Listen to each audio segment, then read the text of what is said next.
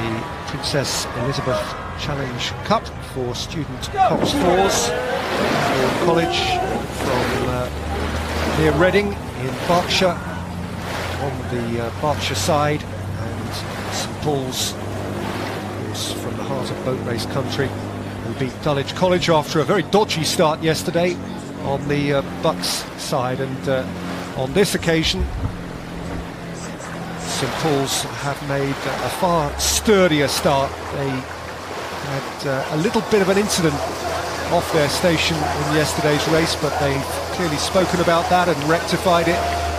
Smooth from the outset, and they've established an early advantage. Yeah, and I think this St Paul's boat will be absolutely out to stamp their authority in this event, because in 2015 they did such a good job. They want to repeat that. They want to make that repeatable this year, 2017. Always a bad thing, I suppose, when one is as accomplished as they are, to have something to improve upon. And certainly the first 20 metres of yesterday's race gave their coach Bobby Thatcher something to speak to them about. He said it was, as I say, an eventful first race with someone coming off their seat. Worth doing that in the early races when you know you've got enough to go beyond that problem and turn a crisis into nothing. Yeah, I suppose it's best to do it in training, but but if you have to do it in racing, do it in an early round, which they did, and I'm sure they would have learnt from that.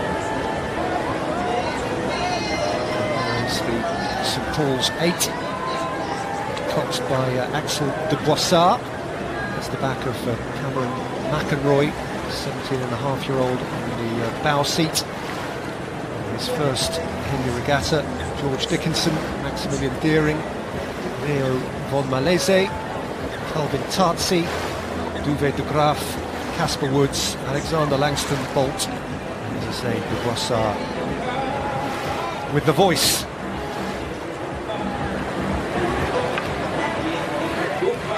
His fourth year of rowing at St Paul's, has been a part of several of their previous successes. Looking like a really strong unit there. As the camera just kind of pans around, you see the boat come past, and everybody in time. Their leg rhythm is very good. You can just see that nobody's overreaching, nobody's going too far around the rigger, and looking quite comfortable. I wonder how much of a choice they have in their strategy from now on in, given that clearly St Paul's are going to win. Do schoolboy rowers think in terms of tomorrow, or do they just continue the process in a single-minded way?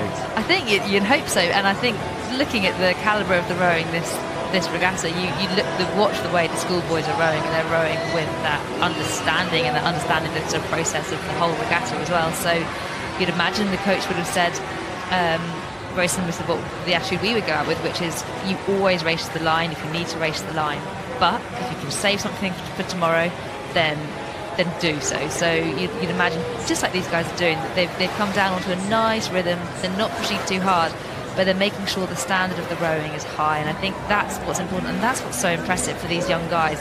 They could sort of let their heads go down, and they could make a few mistakes and be scrappy because they're in the lead, but they're not. They're still rowing well, which is crucial. And they're leaving behind a spirited Pangbourne College crew who were delighted with their win against Windsor Boys School yesterday. They last won this competition back in 2003. This season they've had a decent season, particularly in the smaller town regattas like the recent Thames Valley Park competition, but this is up a level or two or three or four, and they are up against St Paul's crew here, which is proving too strong. There's no disgrace in that. No, absolutely. I think to go up against a crew like that, and to be still holding their heads high and rowing well, it'll be a fantastic learning experience for everyone in this crew.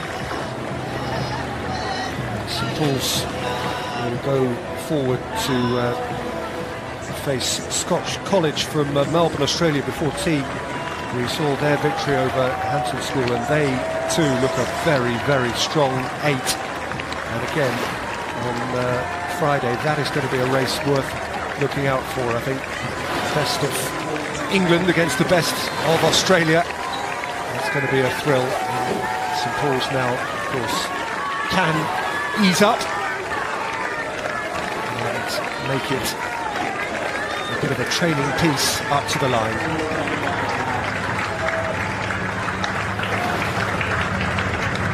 So, as might have been anticipated, St Paul's are the comfortable winners over Pangbourne College in the Princess Elizabeth Challenge Cup. And they now prepare themselves overnight at the expense of Pangbourne College for what should be a gripping contest against the Australians from Scotch College, Melbourne, tomorrow.